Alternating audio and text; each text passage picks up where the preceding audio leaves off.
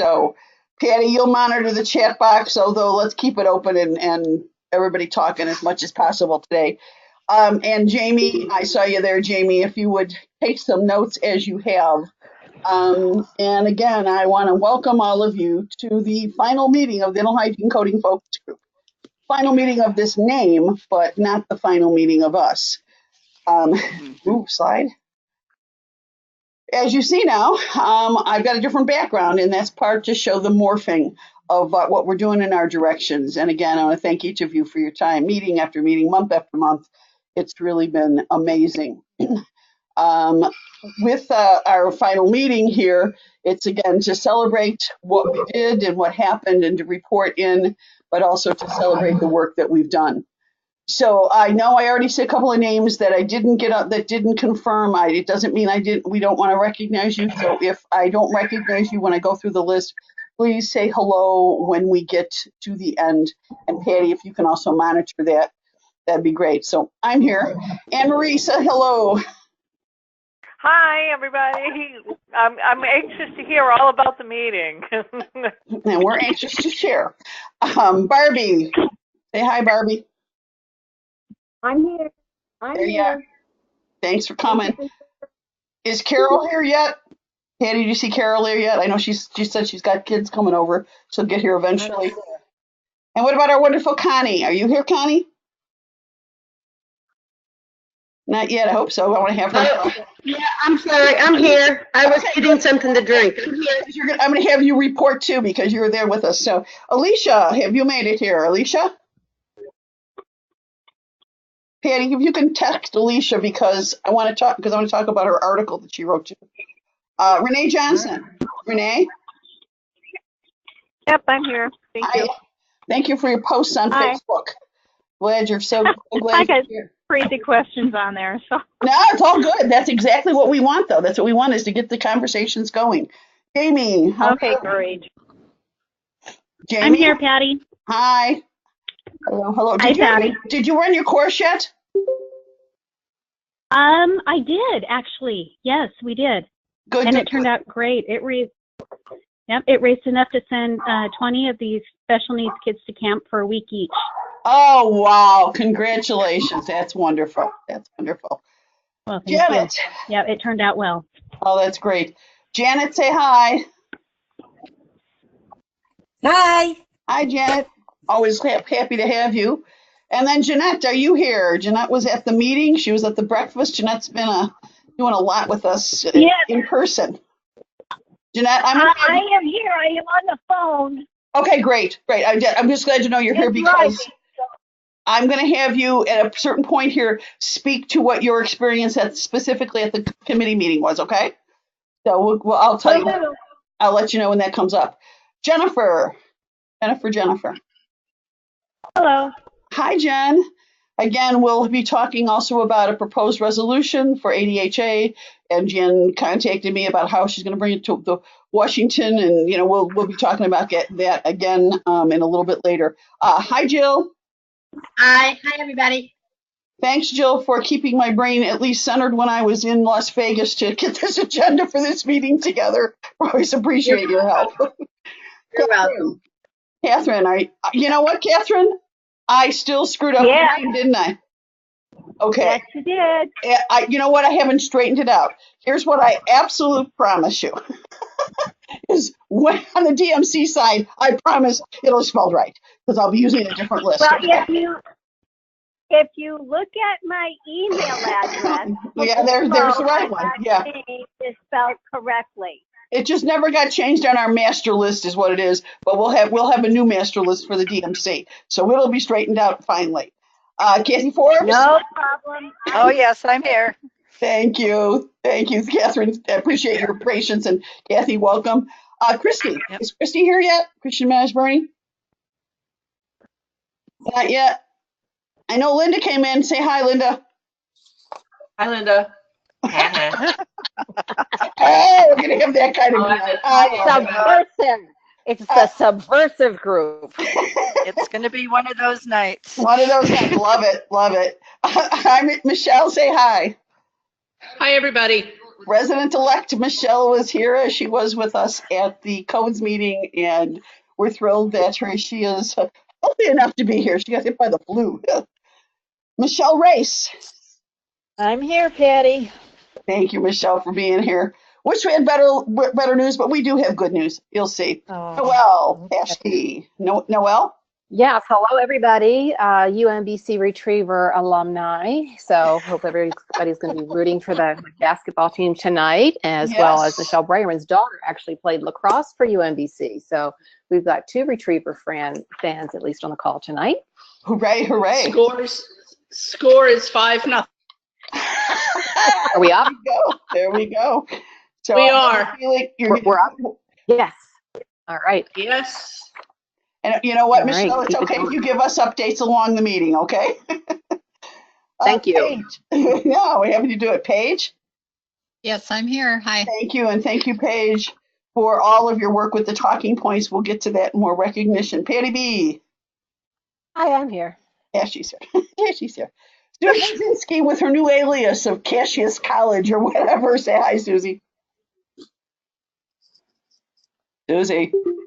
Yep, there I am. There you are. There you are. All right, glad you could be here tonight. Tasha, I know you because she was like the first one to call. I'm here. There she is. Great to have you as always, Tasha. Tiffany, has Tiffany made it yet?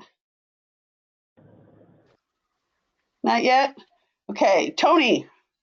Hi, everybody. Nice to Hi, be here. Tony. How's your daughter doing? Good. I just got home from New York. Oh, did you? Yeah. Lots of She's traveling on her- today for many of us, I guess. Tracy. Yeah, 50%. Go ahead. Oh, no, go ahead. Go ahead, No, Tony. she's just halfway through her therapy, so I'm happy. Oh, good. She's doing Good. Tracy, are you here? Not yet? Okay. Val, I know you're here. Say hi, Val. Val. Val was also at the committee meeting. Hi, everybody. Val, Glad to be here.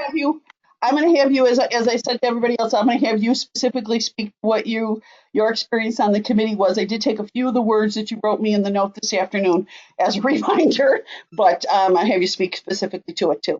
Okay, you'll see how this goes. Heather, say hi, Heather. Hi, everybody.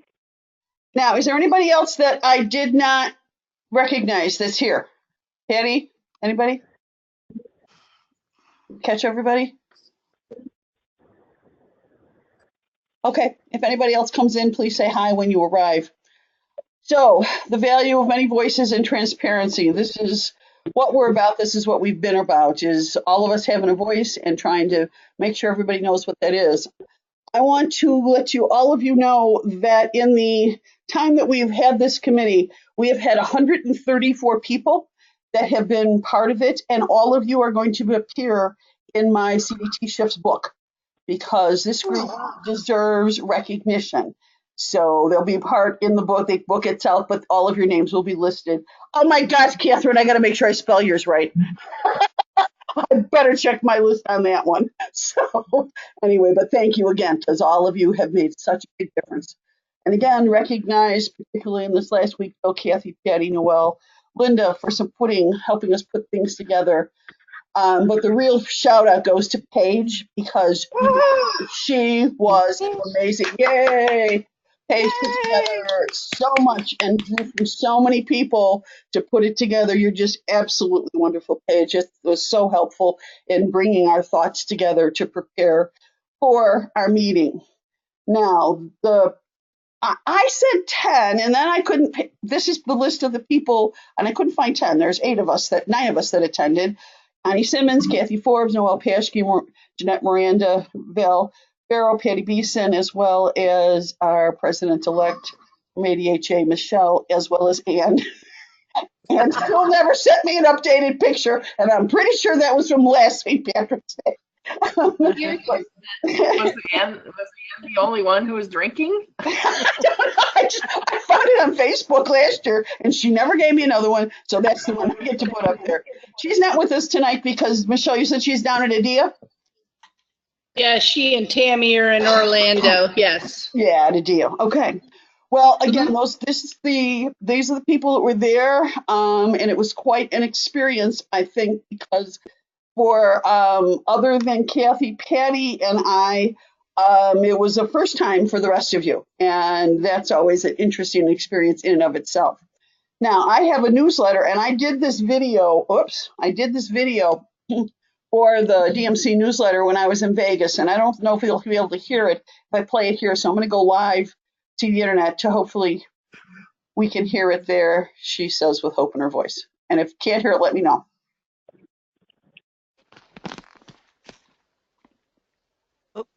And here. Nope. No volume. No volume. Nope. Okay, well, we tried.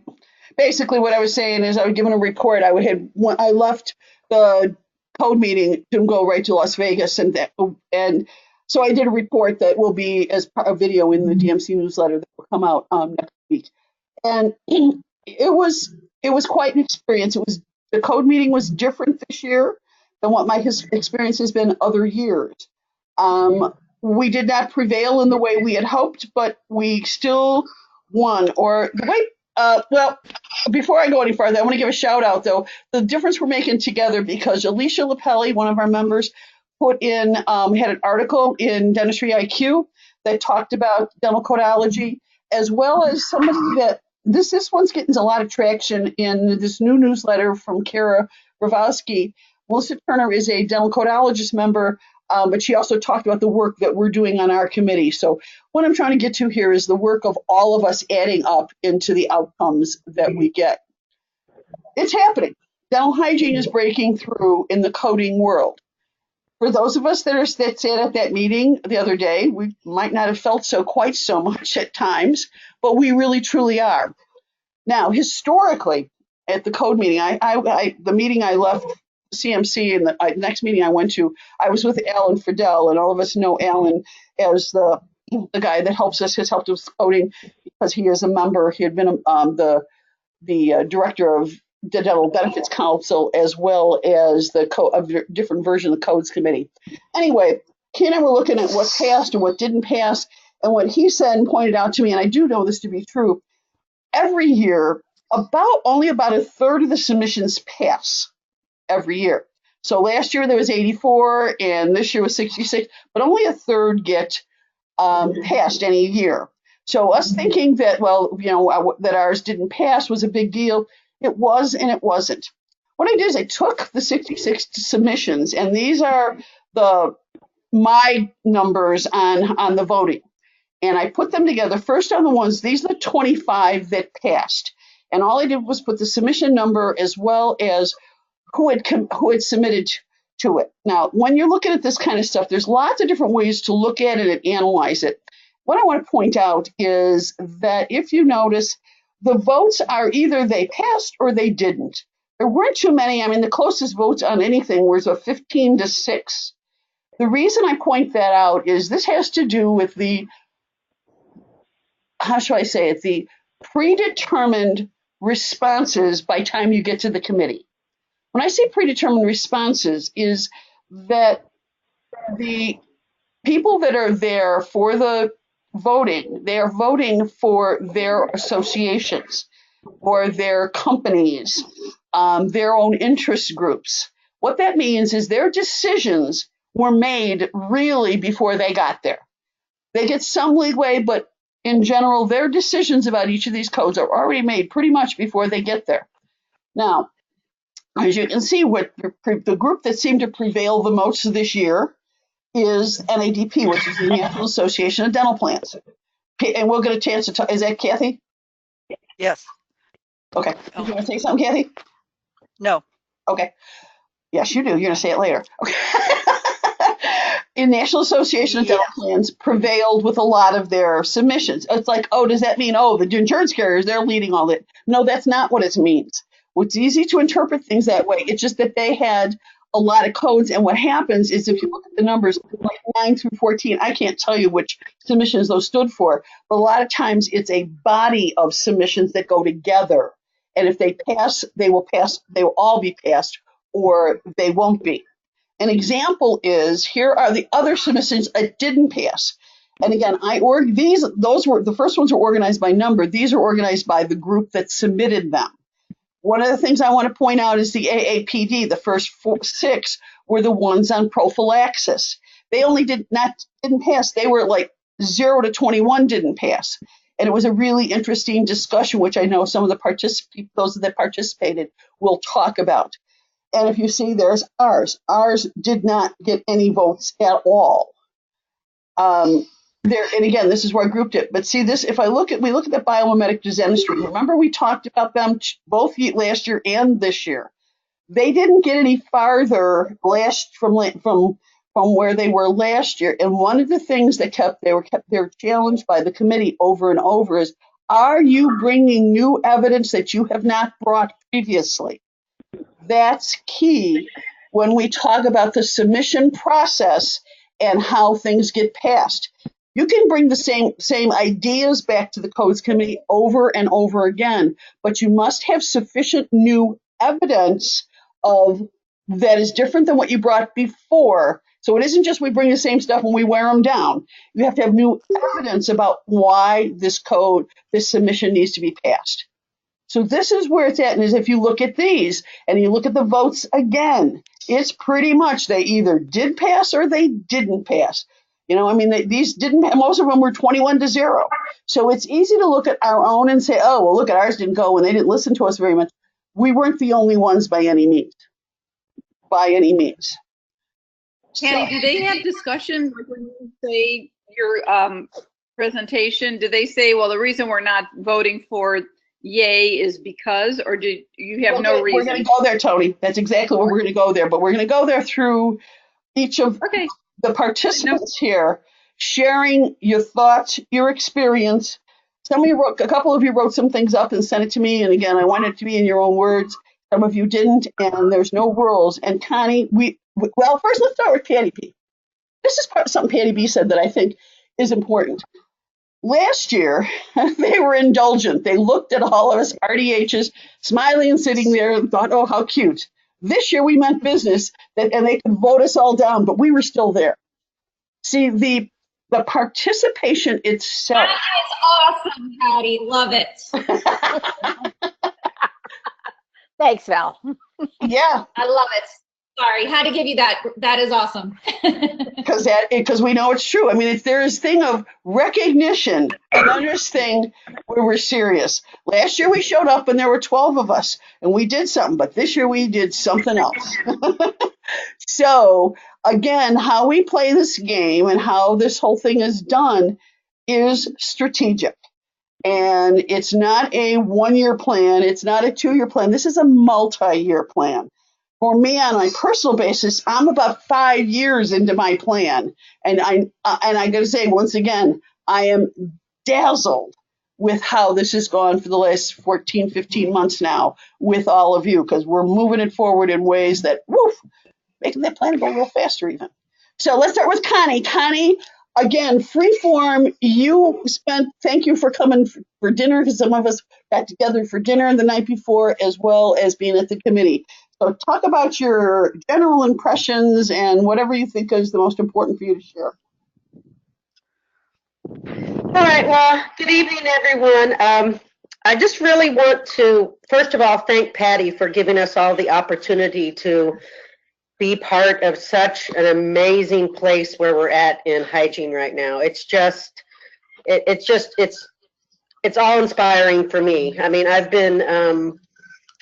only been networking and out of the operatory, really. I worked full-time clinical hygiene for 27 years without doing much of anything. So the last 3 years for me have been life-changing, and Patty has been a big part of that. So I just want to say thank you first for giving us all this opportunity to be on the edge of such an amazing thing.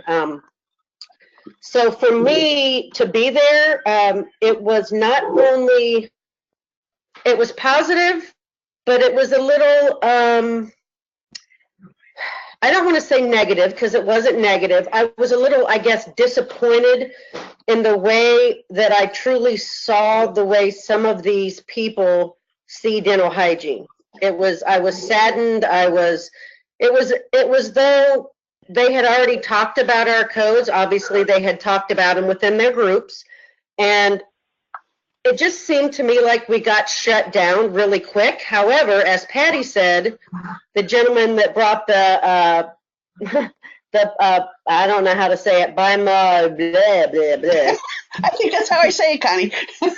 Anyway, I felt sorry for him. He got up and gave his whole spiel, and like she said, they kept asking him, are you bringing new information? Are you bringing new evidence, something different? So I think, again, we have to really just focus on every year when we go back, we're bringing them new evidence. Now, I did find we did get to go to lunch. Some of us got to go with Dr. Friedel, which Patty had mentioned, and that for me was one of the highlights of the trip because he came out and told us, you guys are doing great things, and it's being people are noticing, and people are saying that you guys have some really, really good things going, and we just have to find some additional information and some different ways of presenting it. But that for me was kind of one of the highlights of it, is just to get some positive out of us feeling like we've been beating our heads for the last 14 months, to get someone saying, hey, you guys have some really good stuff, just keep at it and don't give up. So it was amazing. I would encourage any of you that can take the time to get there, to see the side of how it all goes back and forth and everything that has to take place for one of these codes to get initiated or changed, or it's quite an experience, and I would encourage all of you to be there. And again, thank you for everyone for making me feel so much at home, since I'm just new to this whole thing. But thank you. Thank you, Connie. Thank you so much. And Connie really did put it into words. It was a really interesting experience, and Alan is definitely a good friend to us and the work that we're doing, and is very encouraging to the work that we're doing. And guys, he has been the president of the Florida Dental Association, which isn't known to be the most flexible group in the world, and Florida being the most open state to change and new. He's also been, again, I said, the codes committee himself, as well as the Council on Dental Benefits. But it also is how people change and evolve in their life, in their work, and can see good things when they're happening.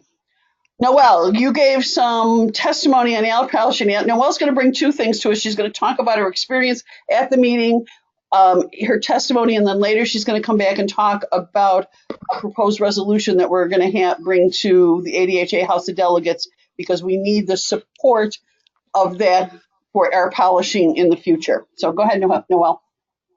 Okay, great. So I have a few observations, and one to start with our group, with the Dental Hygiene Code and Focus Group, and then I'll move into some other audience members that were there and observations about them and perceptions and things like that. So as far as our group was concerned, I was so proud of how well prepared we were, how much we were pioneers and visionaries, and provided education for the various groups that were attending, and the professionalism. I mean, it was just, I was sitting there and I'm thinking, boy, I'm just proud to be called a dental hygienist and be part of this whole thing. It was just really, really awesome. And Patty, just really would just continue to applaud you, because it's really been your vision and great leadership. So my observation about the audience, and one of the things I guess was I was surprised, and this was my first time to present testimony to this group. I knew the various dental association members were going to be there, and the specialty groups and things like that. I didn't, I guess it just wasn't even on my radar screen, the power of the National Association of Dental Plan members. And so that really came to light very quickly as far as them weighing in, and in particular related to anything related to lasers. And they were the ones that were piping up and saying, there's no evidence, which I thought, wow, this is really quite interesting, because of the evidence, that the preponderance of evidence that we had behind all of the things that we presented. And it seemed like these two groups, the Dental Association, various Dental Association members, as well as the NADP, they're kind of fixated on the status quo. And so they're saying that there was no evidence. I found an interesting juxtaposition. The American Dental Education Association meeting is going on right now in Orlando, Florida, and they have a special interest group for lasers. Now, how is it that the dental schools are engaged in conversation about this, but yet other groups are not? So I think that to disregard evidence related to biomimetic dentistry and adhesion dentistry. They really did not want to hear about other healthcare providers providing evaluation, and they certainly were not interested in the subgingival disruption, biofilm disruption, saying that it was a technique, not a procedure. So the science is there, but the more I thought about it after a couple of days, I thought it really has to come to the fact that they're not ready, and there will be no change until people are ready. So the good news is that we were disruptive in a really great way, and we were disruptive in that we provided vision, we provided insight, and we provided education. Where I think as the science becomes more mainstream, they'll say, "Oh, remember that group of dental hygienists that came 2 years ago, and they were already talking about this."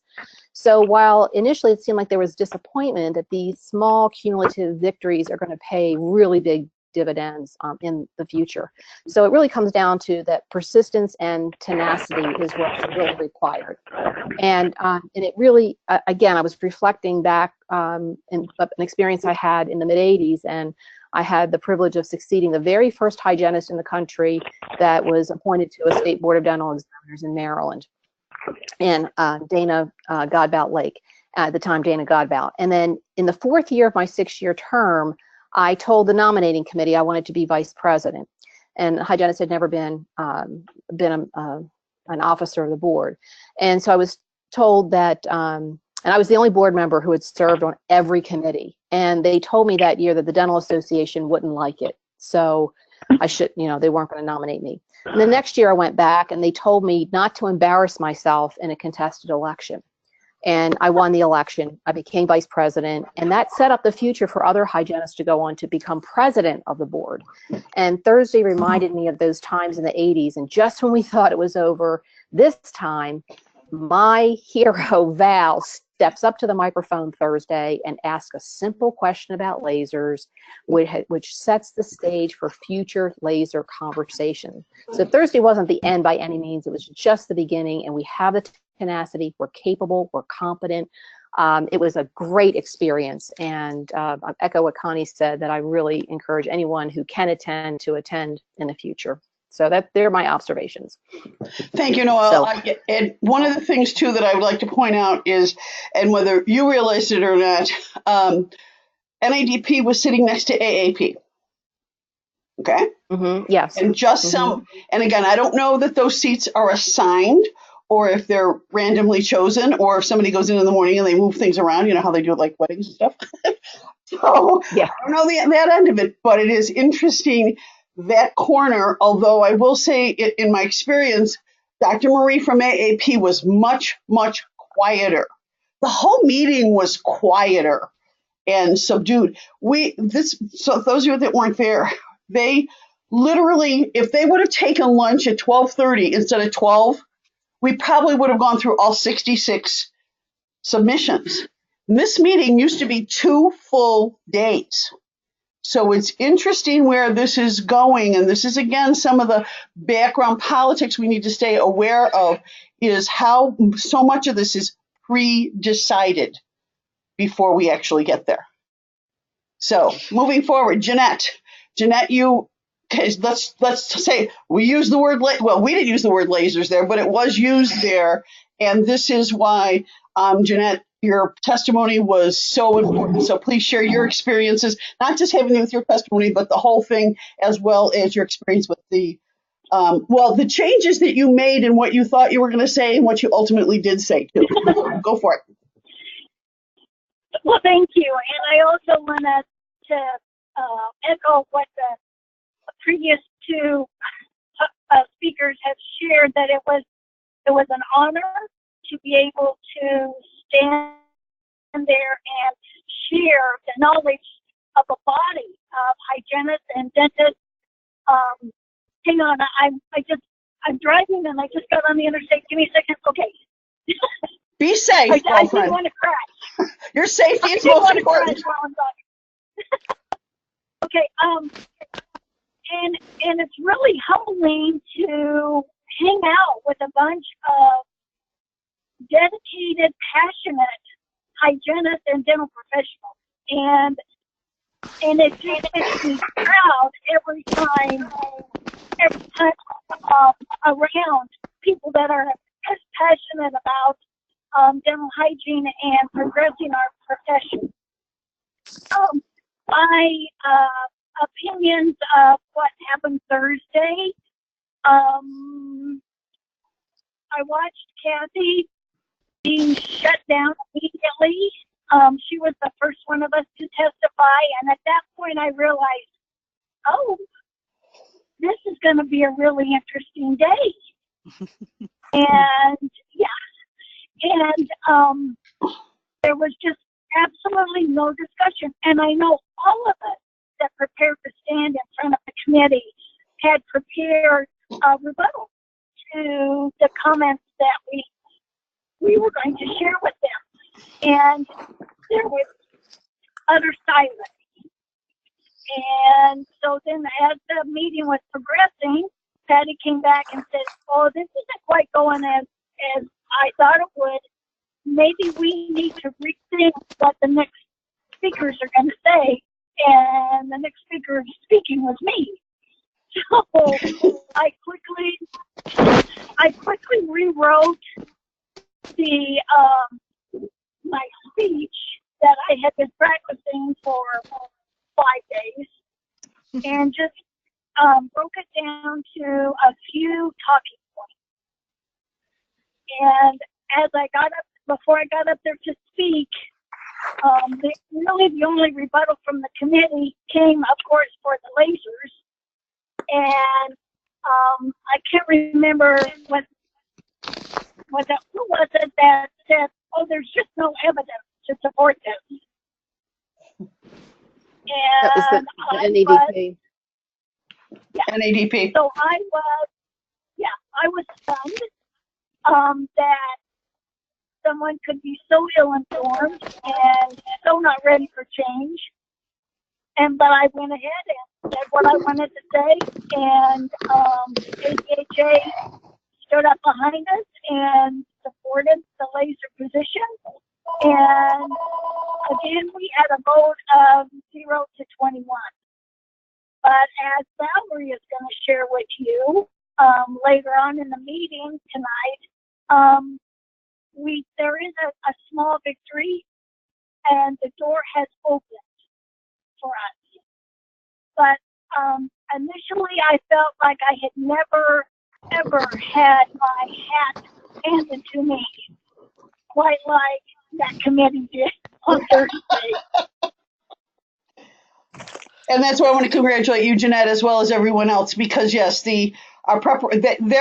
basically there was no discussion on any of ours. It's almost like they came up, and those of you that testified almost had to run up there before they moved to vote for it. That's how much this was pretty much pre-decided. And one of the things, and I will say the coaching came a bit from Alan, who said they don't like to be read to. They don't like to listen to policy. They want to hear people that are giving what seems to be testimony that's more spontaneous. And again, I thank those of you that were able to switch up your thinking and on the fly the way you did, switch it. Because I know you did the same thing, Noelle, where you really looked at it, and that's the way these kind of negotiations go. We've got to be able to fly, read the mood of the room that we're in, and fly with what it is that they're communicating to us. So, thank you. Anything else? Do you have anything else, Jeanette, that you want to share? No, I just, that my last comment might have sounded negative, but okay, guys, this is not the first time I've had my head handed to me in my 59 years of living. So it wasn't a new experience, but it was a profound experience. But, that's just like a challenge. And the lunch, was it Noelle or Connie that said the lunch that we had with Dr. Friedel, it was very encouraging. And I know other people are going to address that. So I came back with more fuel and more fire in my gut to keep working on that. Thank you. Thank you. Thank you for all you've done. So Patty B, I'm gonna have you, I put this up here because what you wrote in the first part of your, since you haven't seen what I put up here, is about how the discussion around prophylaxis went. The prophylaxis brought forward by APD, and of course we had our subcommittee and we had our words, but it was really interesting to watch how that evolved. So go ahead, Patty. You just want me to read it? Okay, so the carriers, whatever you want. They were, they're bullies. They're just bullies. They came right out and said that if there is one code, they will decrease the payment because, you know, it doesn't take anything to clean 20 children's teeth. They'll decrease the code for everyone. And so that's you're how talking they're going about to do is the carriers. Yes, I think that, yeah, on the side, on the left side. And who wants, I mean, none of us want that. Everybody's entitled to make a profit. I get that part about it. But they were very disparaging about children's teeth and how easy it is to do. And I thought, yeah, how many have you done? And then my question started, which is what I put down here to Patty. I said, what about adults with 20 teeth? You know, we're not talking about square footage here, guys. We're talking about teeth in a mouth. It's harder to do the little ones. And then the whole biofilm pathogenicity, is that worse with age or better with age? Well, of course not. It's pathogenic if it's pathogenic. What I wanted to ask them, and not in an accusatory way, but that they can decide via contract what they choose to cover for which age. There's a birth date on the form. And so they could decide, okay, anybody up to age 11, they'll treat this way, and someone from 11 to something else, they can treat that way. I don't see why we have to change a procedure code for a procedure that is the same for every human.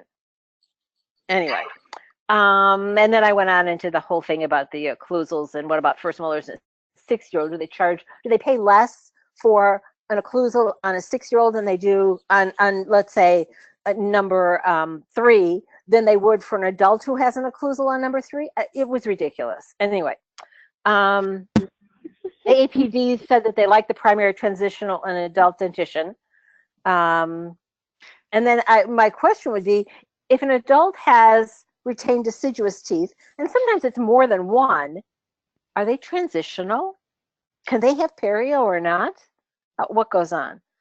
They did say that this will all be a moot point because we'll have diagnostic codes, and that's somehow going to make a difference. And AAPD got their stuff denied without discussion, as well as we did, just like you pointed out, Patty. And by the way, just so that everybody knows, we found out they had voter fraud. They were using an electronic method of voting. You just press the button or whatever. And at number, what was it, 15 or 16, they realized that it was, they were all voting yes, or all, anyway, whatever they pressed, if they wanted to say no, it showed up as they had already voted. Mm-hmm. It didn't let them vote the way they wanted to, so they stopped, and they had to do voting cards from them. They never went back and redid the first 15, though. No, they didn't. Exactly. They, Kathy. Exactly. Uh-huh. Exactly. Does anybody else that was there want to jump in on this discussion of how the prophylaxis discussion went?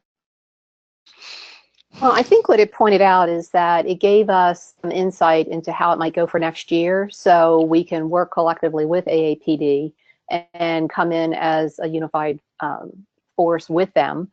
And it may not be exactly as we would like to write it, and but I think that gives us a great opportunity to have a coalition with another major organization. Well, one of the things Noelle, Noelle, you hit the nail on the head there, and that was part of what I was going to talk about. Is that I think there needs to be a lot more collaboration with some of the other larger groups. And I think that's the way to get for us to get in, through the back door. And I think, with that being said, I think they come out opposing us because we're hygienists. They don't like our discussion or won't entertain our discussion. So I think that, Noelle, you're spot on. Yeah, if I can jump in there, I had a discussion with the AAP prior to the about 2 weeks prior, and sent them what we had come up with, and it was not enough time for their board to meet to look at what we were submitting, but certainly their emails to us say, we want to work with you to do this. And the idea about the primary transitional adult dentition, I'm not sure if you remember, but last year those were submitted by them, the 3 categories, and they were pulled at the last minute. And when I talked to their representative, he wasn't even sure why they were pulled at the last minute last year. So bottom line is that the AAPD wants to work with us. I personally talked to Marie from AAP, who also liked what we were coming up with. And so between AAP and AAPD and us, we're going to be able, all 3 will be able to live with. And it looks like the 3 categories, and then something as far as the definition will be very similar to what we were proposing. They're very excited to work with us. Yeah, one thing I want to say is that we need to look at the words. Primary transitional adult. Adult is still a problematic word. If we're going to go with it, it needs to be primary transition and permanent, because otherwise we really are not making this much better. But this is why the really important part of this discussion is why can be no lag time in the work that we're doing here. That's why we have our next meeting in April, because last year we took a couple months and we gave ourselves some space. We don't really have, what we've learned here is we don't have the space, because what we did last year is we waited, we put the codes in, and we tried to send it to them after the fact. It's not the way the game is played. So we need to, whatever we're going to come up with, it's got to be done right away. No grass grown under our feet at all. We need to move it forward. Patty, did you have any other thoughts? And Kathy, you'll get a chance. Patty, any other thoughts? Can I say something real quick, Patty? Sure. In regards to that, this is Connie again. So back to our lunch with Dr. Friedel. So he going right along with that. That's exactly what he said, because Marie had told him she liked the way things are going. We had some really good things on the table, but because they only meet maybe once a quarter, we're going to miss our window of opportunity if we don't hop on it. He said, you guys got to find out when they meet, and you have to start those conversations now, because if you don't, you're going to miss the bandwagon, and you're going to be into next year again, and you're going to miss it. So he said they want to work with you, but you can't be stalling on time. We've got to get together so that they can start having their discussion. So by the time they get there, they already know how they're going to vote, and hopefully it'll be, more opportunistic for us. And this is also what we need or want to put into, and this is where we're still not going to be able to do it for 2018, I don't think, is where if we need House policy, ADHA policy in our House of Delegates, we need to have this all done even farther ahead. So once we get our things decided how we're going to do for 2019, we need to begin to think about what we need to do for 2020 so that we can put them in as proposed resolutions for the ADA HOD. Because right now, and again, we'll talk about it in a bit, we're going to put in a resolution on air polishing, but it's still for something we already did. We've got to get ahead of it, so that when we go, we already have the policy in our house. It's already been passed for something we want in the future. So it's a very much of a future-oriented thinking that we need to engage in here to really make this be as successful as it can be. So, Patty, you mentioned the subject of air polishing, but also I think we need to just really be very focused, one of my favorite words, focused about prophylaxis, and considering that it's the #1 procedure that dental hygienists provide, that an ADHA is the representative for dental hygiene, that's something that really needs to be prioritized so that we can put something before the House, and that we've got policy through the organization that represents dental hygienists in the U.S. Yes. Yes, yes, yes. Okay, so Val, are you here? So Val going on and off. Val, are you here?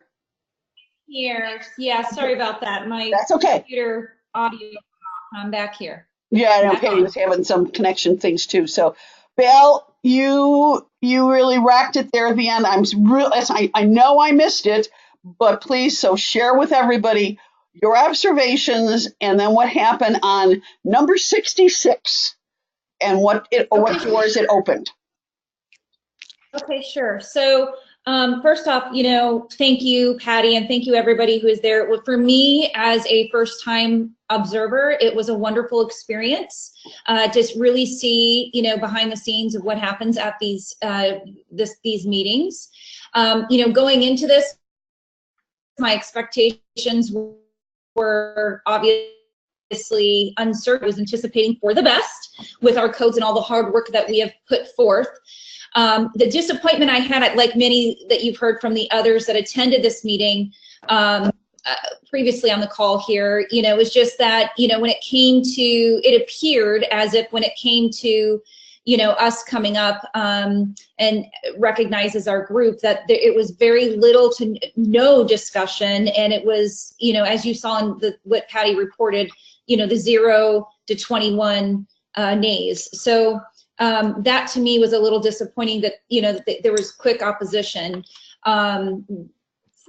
And I felt like what Michelle said, that is because perhaps we're, coming from hygiene. And so I put that into my recommendations as well, as I think that, going forward, looking at more of those strategic partnerships where we have the same vision, we have the same purpose, but coming from a different organization and just, I think that we're going to be stronger that way of getting these through. And the example I want to give is in submission 66, the very last submission. I went back and I looked at what they did, and this submission was brought forth in the past, and it was opposed, and then it was brought forth again, and I noticed ADA actually brought it forth this time, and it did pass. But what happened was I was sitting in the back of the room reading the big screen, and I'm reading these things going, what they're talking about, this is what a laser can do. And so I just took a strength of courage and went up to the mic and asked if I could speak, and they were very kind and considerate and allowed me to ask some questions. And I said, is this limited to cold therapy? Is this limited to this, tensing or what, but it's based on how this is written, I can see where low-level therapy fits into this equation. And they said, no, this is not limited to that, so that would be acceptable. So I got them to verbally say that, yes, low-level light therapy would be acceptable for this treatment.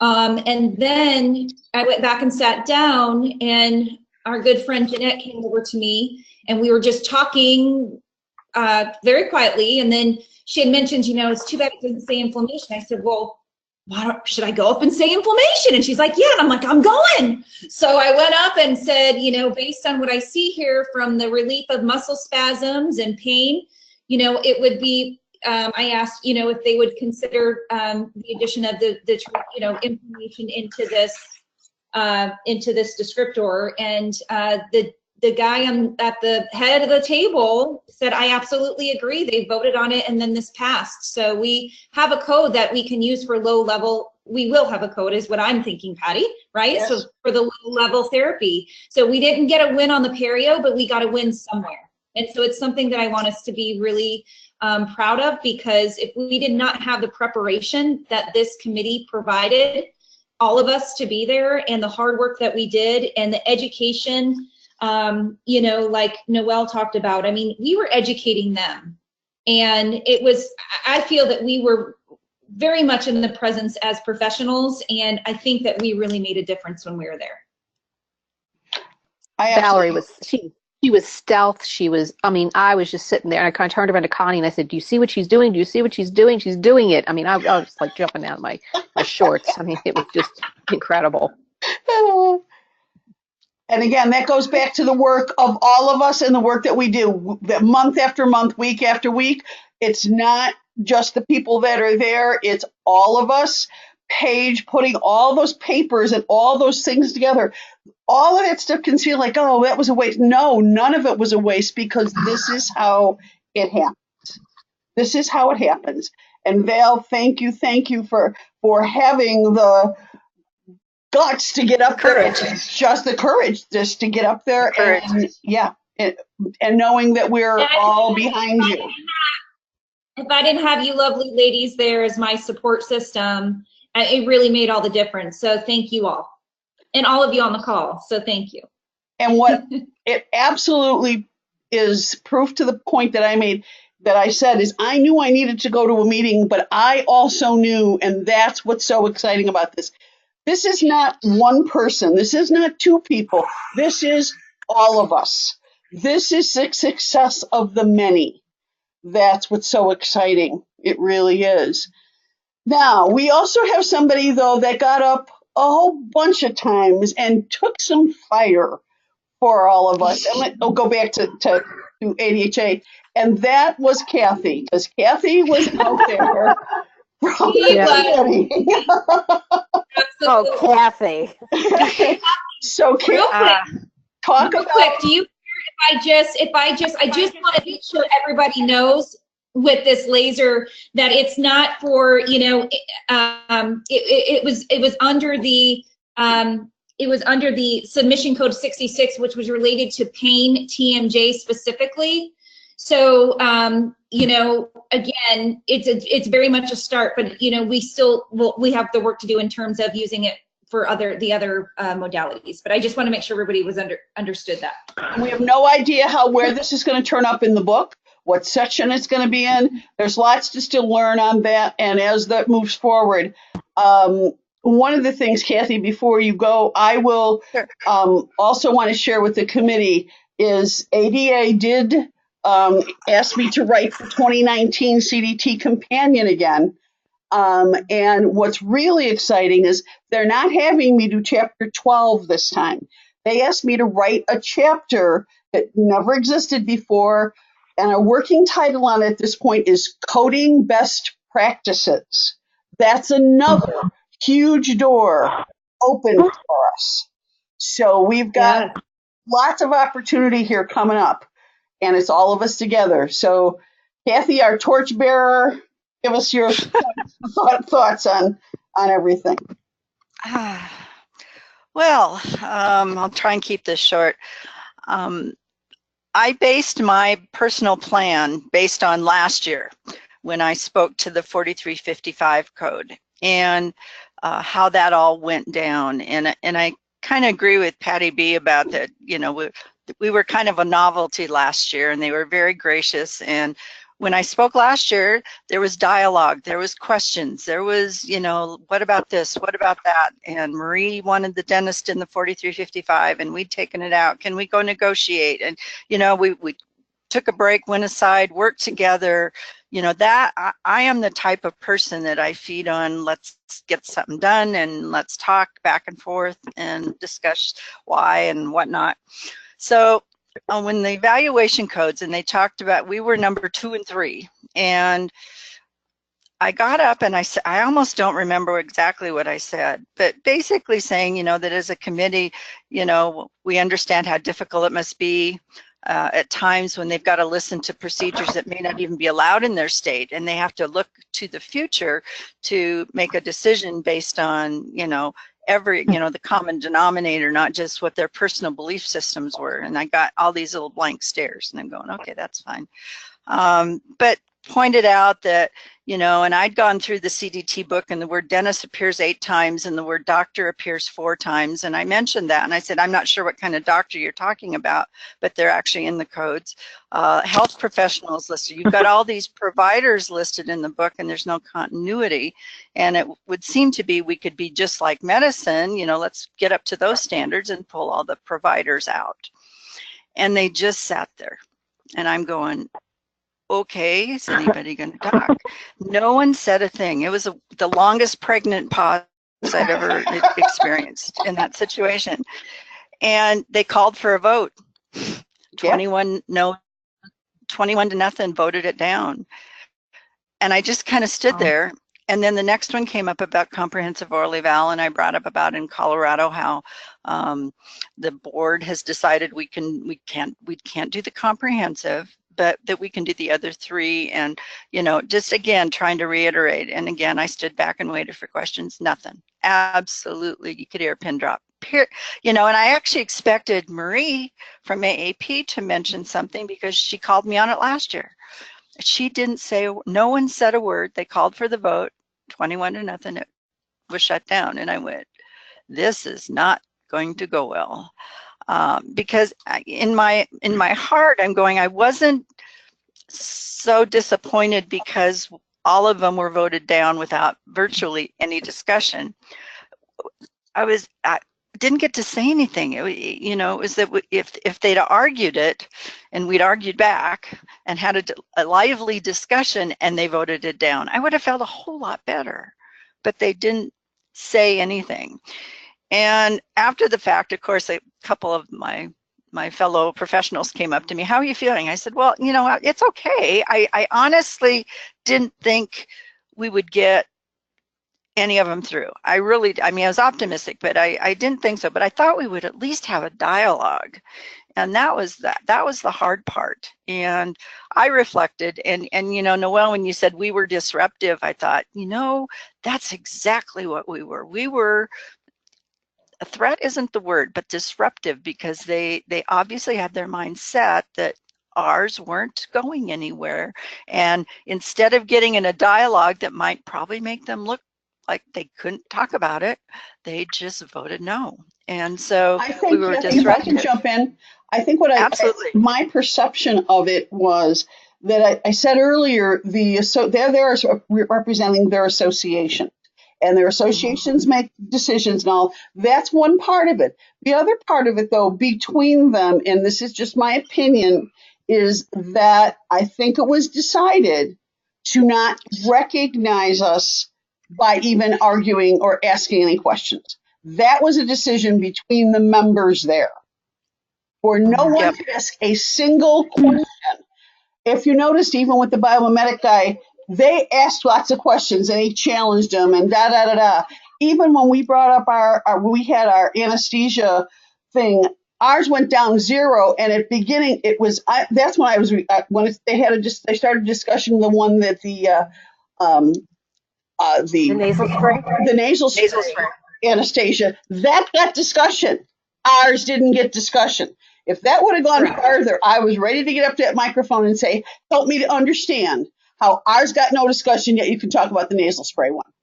So I think there was a decision that was made that they weren't even, but that in a lot of ways made it even more so that we disrupted their status quo. We're not going to recognize what they say by even asking them questions. And that's it. And it was very obvious. It was very obvious that our group was being singled out. I mean, so obvious. Yes. But again, now I'm disappointed with the process. However, our conversations with AAPD and AAP wanting to work with us is hugely positive. And I thinking in terms of who we reach out to, because if we could either get NADP to agree to the 3 prophy stuff and all come in as a group, oh my goodness. So there's opportunities out there. And now that I've had a couple days to kind of digest it, we were a presence. And the margaritas helped. Well, the margaritas helped. Patty B, shh, be quiet. Anyway, yeah. I'm really excited about where this is going to go now, because we were a presence. We were. Ladies, I think that we were the air polisher of the day. We were completely disruptive. Yeah. Yes. I like that. I like it. So, and cute. I like it too. I have one more thing to say, Patty. Can I say one thing real quick? Sure, absolutely. Who is it? This is Connie again. I know it is. I know, but I want you to identify because not everybody recognizes your voice the way I do. Okay. Sorry, it's Connie again. So going along with what she was saying, first of all, how come there were margaritas and Noelle and I were not involved, Patty and Kathy? Thank you very much. Either. Someone had to go to Nordstrom. I'm sorry. Yeah, someone had to go shopping, you know, so. Oh, yeah, Noelle, so it's your fault. We didn't get margaritas. It's my dinner buns, as you named my rear end. That's right. Your little dinner rolls. Okay. Dinner rolls. And secondly, what I wanted to say, kind of going along with what Kathy was saying, another thing that made it so obvious is that we brought it to the forefront several times about really all we want in the manual, as all we want is continuity between all of the codes. We want every place, including in the companion, we want it to say the same thing so that as a whole, when someone is reading it, it looks like it was written very well. And that's really the point that we wanted to bring up, is all we want is continuity. If you want to say health provider, if you want to say dental provider, we just want continuity. They did not have anything to do with that. However, later on, when the codes were brought up about the mandibular partials, maxillary partials, brought up about the types of crown, they went on and on about, well, continuity with them in the manual, you want to make sure that we're saying the same thing throughout. And I'm like, you little SO, you know what? It really, really made me angry. How dare they go back and contradict something that we were already very clear that that's all we really wanted. So again, I just think it was preset that we weren't just going to get into discussion about anything. No matter, there was probably some of them sitting there biting their tongues and saying, you know what, they are exactly right. But damn well they weren't going to say that we were right. But it's coming. We're going to get acknowledged. Thank you. Goodbye. Thank you. Thank you. All right, we owe her a margarita. So, Michelle, this was your first meeting of attending there. So, love to hear your impressions as well as anything further you might want to add from the ADHA perspective. Sure. Thank you, Patty. Thank you, everyone. So, the way I look at it is I'm in complete agreement with everybody that spoke so far. I truly believe that there was collusion prior to the meeting. Therefore, the results, right. Therefore, the reasoning why we got absolutely no discussion with any of our statements or such.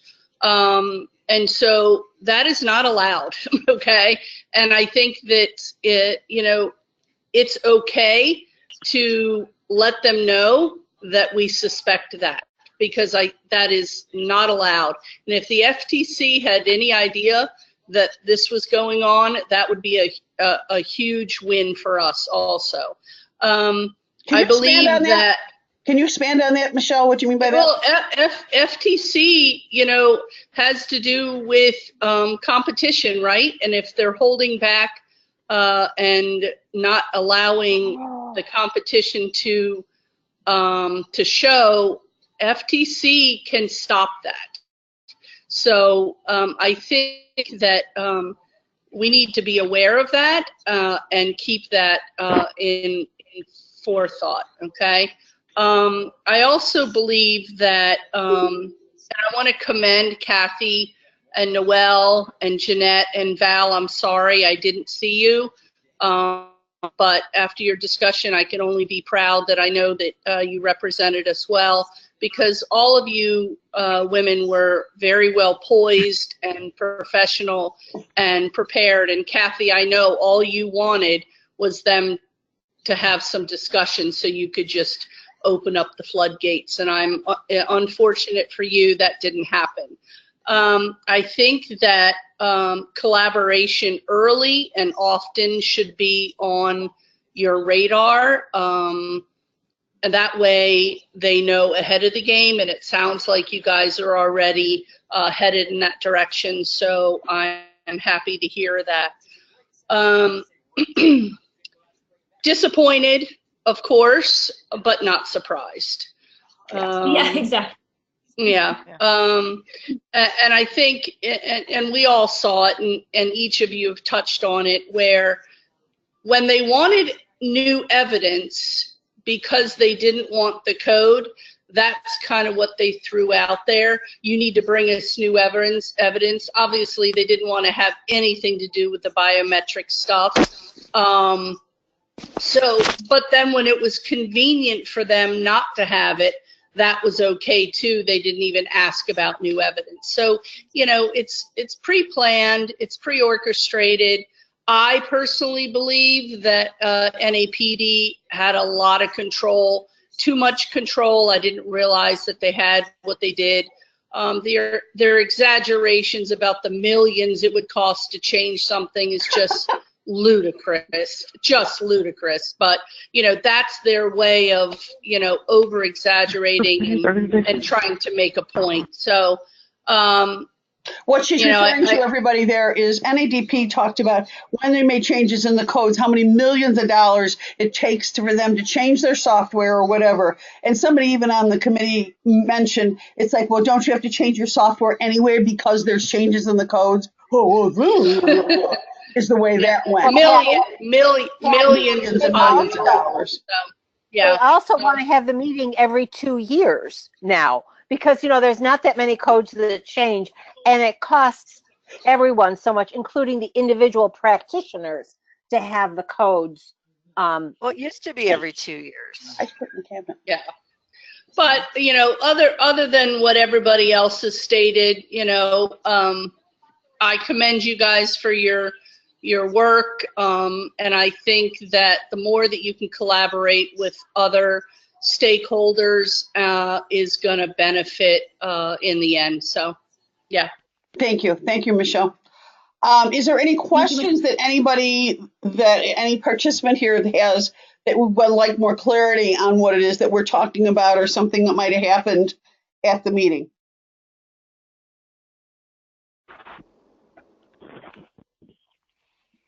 I have a question. I just wondered, were the people that were there, were they like the good old boys club? The voting team? Well, in my experience of going, and even as they were introduced, there were probably 3 or 4 that were introduced as welcome to your first meeting, but everybody else that's there have been there and sitting there and been the same people voting almost the entire time that I've been attending, which I think this was probably my 9th year in a row. So, yeah. So, and when we say good old boys, it's good old, there's men and women, but the behavior is good old boys. Yeah. In my experience. So, any other questions? Okay. So what I want to do now is, one of the things that we wanted to do, and we were asked by Tammy and Ann and ADHA leadership, is on bringing something to the 2018 ADHA House of Delegates, bringing a proposed resolution on sublingual air polishing. So Noelle has taken a lot of the work from the committee and other things and put together this resolution. So why don't you take it, Noelle, and explain what we have here. Sure. Okay. So I started out with a draft, and then while we were all together, I gave it to Michelle and to Anne for their eyes to take a look at it and get feedback on it. So the resolution itself is pretty straightforward, but the rationale, and I have to just take a look. I think Patty, I may have changed the rationale. Maybe I didn't. I'll have to go through this. Yeah, and you had a lot of references and all that I did not put up here, but I just put this right. back. So, yeah. Okay. So, so the statement. Let me just say what the resolution is, and then feedback from Ann and Michelle regarding the rationale is that to help the House of Delegates understand some of the reasoning behind it and why we came up with the resolution that we did, and then the actual how we might roll this out to the various stakeholder districts or specific delegations, state delegations, all that is to be determined. But Michelle, I understand that these are due on the 30th of March. Is that correct? Yes, it's always the last Friday in March by 5 o'clock Central Time. Okay. And All right, Ann so said if we made sure we got it in her hands, that it would be made sure that it would go through the process as it needs to go through the process. So yeah, and just and my advisement is that that you well, you'll get it in because you know when the deadline is, so you'll be fine. Okay, so it's very simple. We wanted to keep it very simple, and so what I would like the people on this call to provide feedback on a few key words here, so that anything that we can possibly circumvent and have people nitpick, and those of you that have been delegates, you know how you can like pick the eyebrows off of a gnat at the HOD sessions, that this would be the time to do it now. So let me just take this and run with it. So ADHA supports subgingival air polishing with non-abrasive powders as a procedure for biofilm disruption for healthy and diseased tissues around implants. So I'd like to just hear open dialogue about this, and pick out words, whether you want to say low abrasion versus non-abrasive powders, and then I'll get into the rationale a little bit more.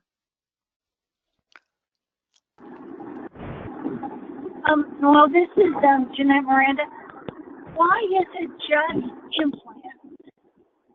So we were very targeted in the approach because the literature certainly addresses implants as well as natural teeth, but we felt that with making it as targeted as we could, that there would be less, I guess, project creep on the thing, and to start somewhere with implants, because the body of evidence on implants is really, really strong. And not only within the U.S. market, or the U.S. with J. Perio and J. Clin Perio, but also with the European market, where they've been doing this for years and have an abundance of science. So it was really just to have a starting point where we knew we had a really, just a really good scientific foundation. One of the things, Tony, if I can address, one of the things that came up as far as this is a code, so I'm kind of flipping over there a little bit. The comments about not wanting to do it is saying this is a technique, not a separate procedure. And then one of I think the NADP guy said, well, you can do biofilm disruption with cavitrons and hand instruments. Oh, you and I'm thinking, yeah, not on implants, but the idea is we thought targeting implants for the first bite. Okay, let's just do that, because I think we can get more people on board with that, and without putting our teeth into it at this point in time. Noelle, and this that's is the Jill. strategy of looking at how things flow through in a different way than we may have considered before, because the flow through from our professional association through the codes, and this is part of the learning process that we're experiencing, and that's why looking at from a different point of view, and again, the whole how this flows all the way through makes the language here much more important. Noelle, this is Jill. I think this looks good to put in as a PR for ADHA. It's not saying with teeth, it's saying about the tissues, and it's saying with the implants. And I like your rationale. I think that sounds very good. I think that this is something we should go with.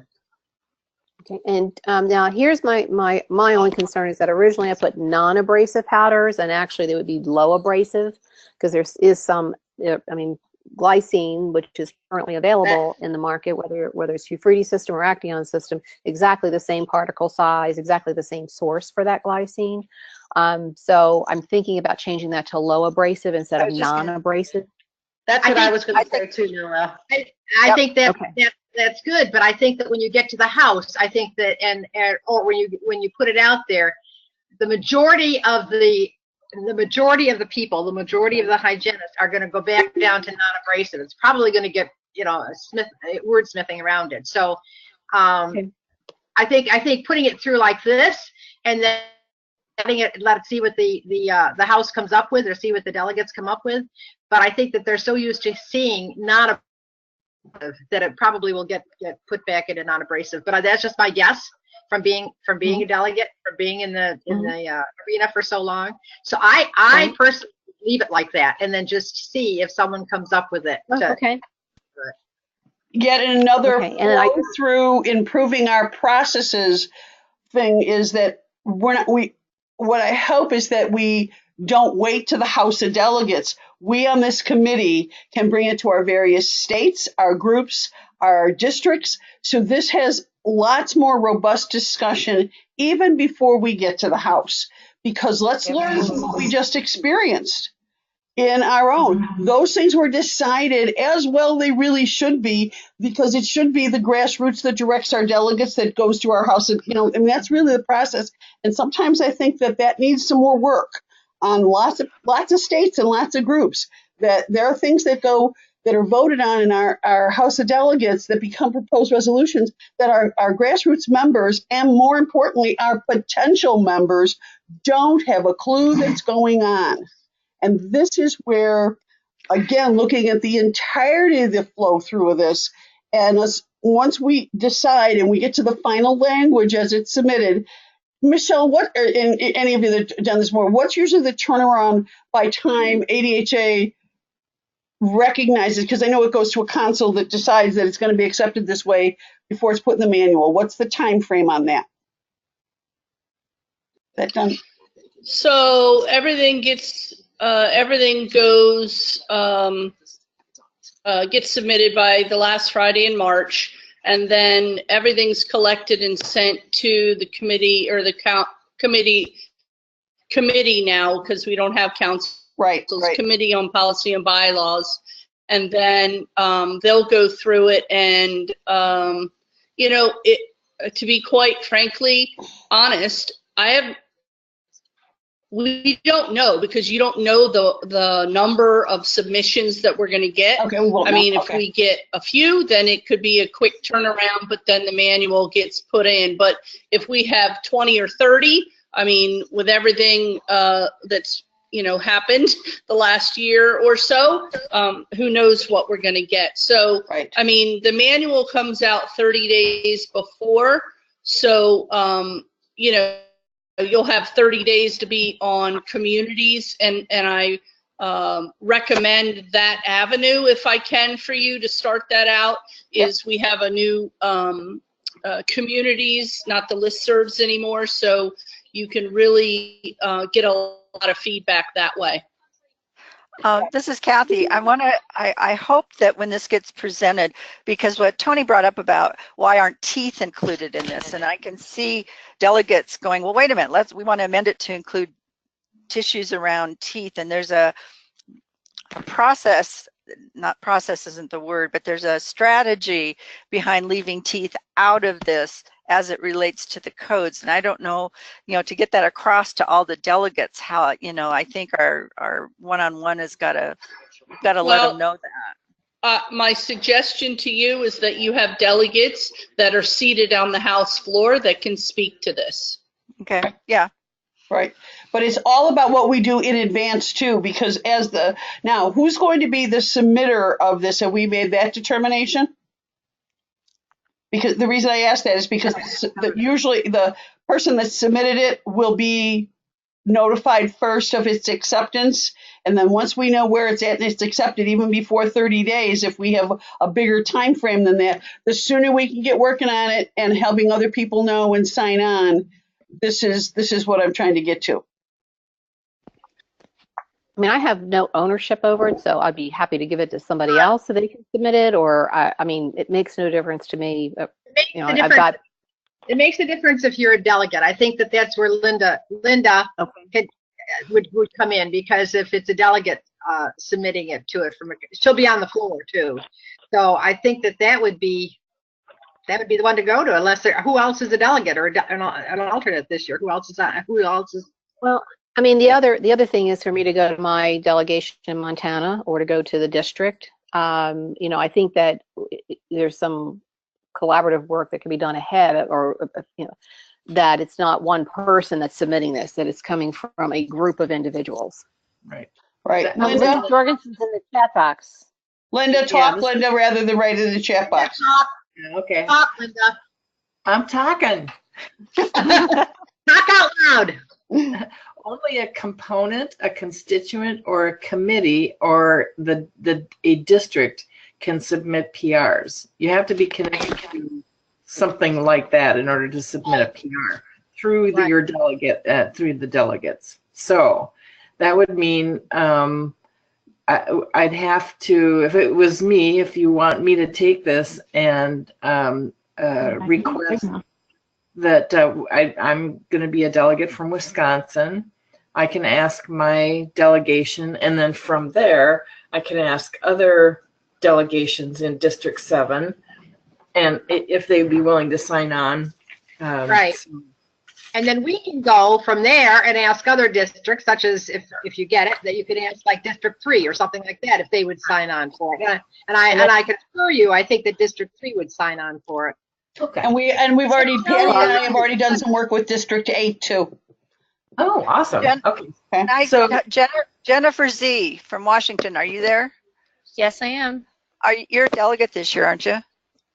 I'm not a delegate, no. You're not a delegate yet. I'm going as the president-elect. Okay. But you were you were already ready to start bringing this forward to your state and your district anyway, though, for us, right? Correct. Yeah. Okay, good, good. With Val, I made a screenshot already. Our district has already met, and we're putting together what we're submitting for our district trustee to take on board. So I screenshotted this to put into our conference call. Yeah. Awesome. And I mean, I'd be happy to take it to the group here in Montana and then to the district as well.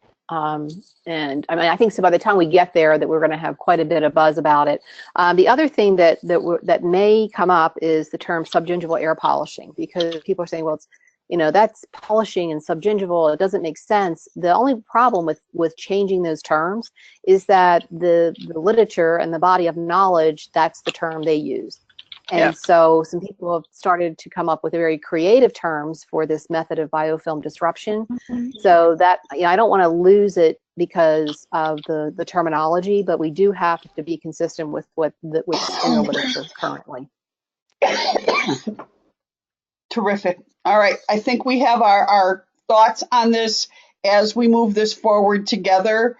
It'll be just that. It'll be all of us moving it forward together. And I do want to respect our time here, so let's move to close here. I love this. We have this in our newsletter this month, the most powerful world in English language week. Together we can master the intricacies of dental procedure coding and change the course of healthcare. That's the group. That's the goal of the DMC community. This is, and I'm formally announcing it here, this is my advisory committee. All of them have, this is in addition to our certification, academic advisory, and as another committee, we've got, but we're not trying to do those just put together a bunch of committees. It's all of us.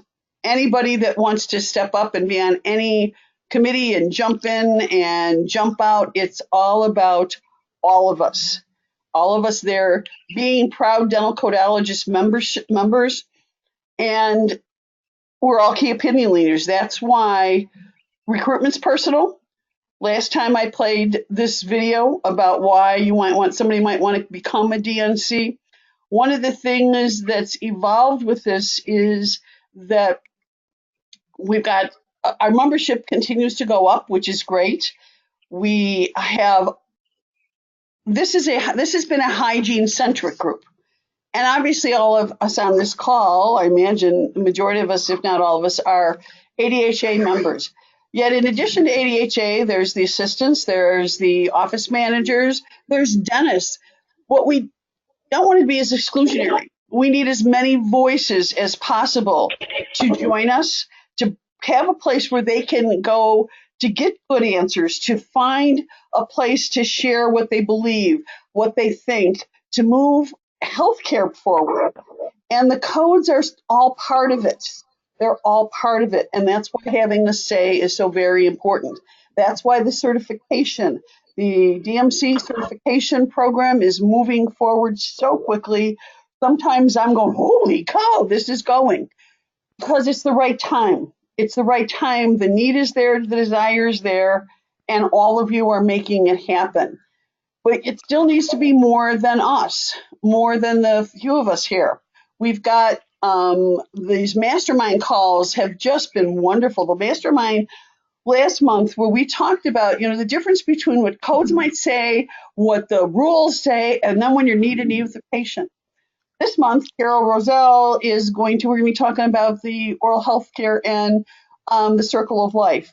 And the circle of life, I did kind of a feisty article about National Children's Dental Health Month and why is it that after 77 years of it being around, the tagline for the month is brush your teeth with fluoride toothpaste and clean in between.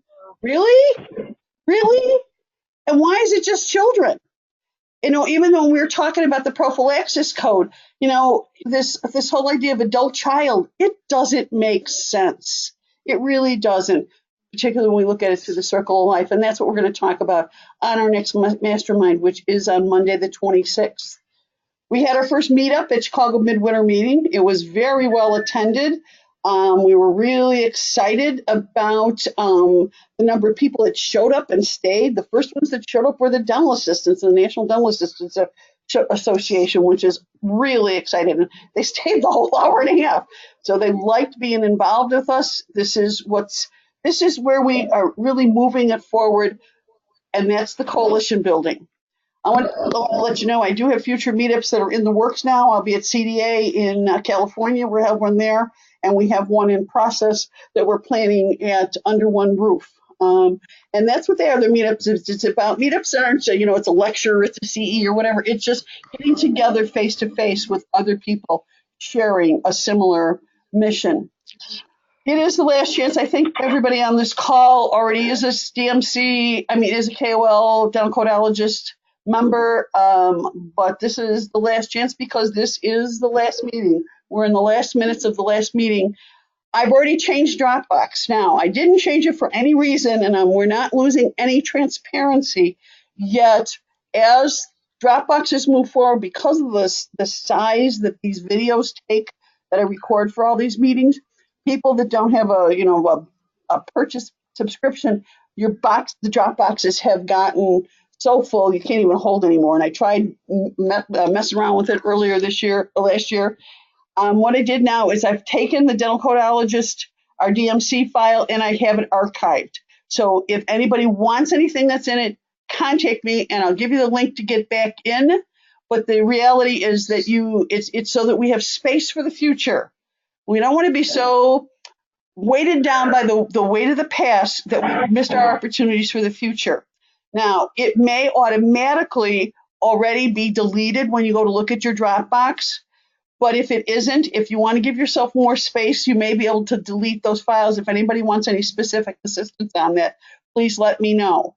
It's not that we're losing any transparency. It's more of a functional thing about the future. Again, we're now done officially with the dental hygiene coding focus group. I've never been more proud of a bunch of people in my life as I am as being part of this. Our first dental hygiene coding, dental codologist member coding focus group meeting is on the 29th of April. We will continue to go in the way that we are now. We're going to have new voices, so there'll be some learning, there'll be some education, will be with people that are new to our coding process, because this is we're going to go through, and this is we're going to continue to help people to learn what we've learned. But you guys are the ones that have made it happen. I celebrate all of you. We've made such leaps. We absolutely are amazing and amazing together. This is the equation. 1 + 1 doesn't equal 2. It equals a whole lot more. I like that kind of fuzzy math. So I celebrate every single one of you. And once again, I thank you for your time. The future is ours to create, and I know we're up to it. So thank you, and hugs to all of you. Thanks, Patty. Thank you. Thanks to all of you. Thank you all. Good night, Patty. Thank you, everybody. Good night. Thank you. Good night. We'll all be in touch. Patty, Yes, Jill wanted to see the PR. Can you just maybe send it to her? I'll send it to everybody. Okay. I'll send Thank I'll send it through the messaging portal for everybody that's here. Okay. And Patty, I've got Angie, I've got a question for you about who's writing, if anyone, the prophylaxis PR. I don't know. I don't know where we're at with that. Are you available? Do you have enough energy to have a call, like a post-meeting call? Sure. Sure. Okay. All right. I'll call you then. Okay. Okay. Thanks. Bye.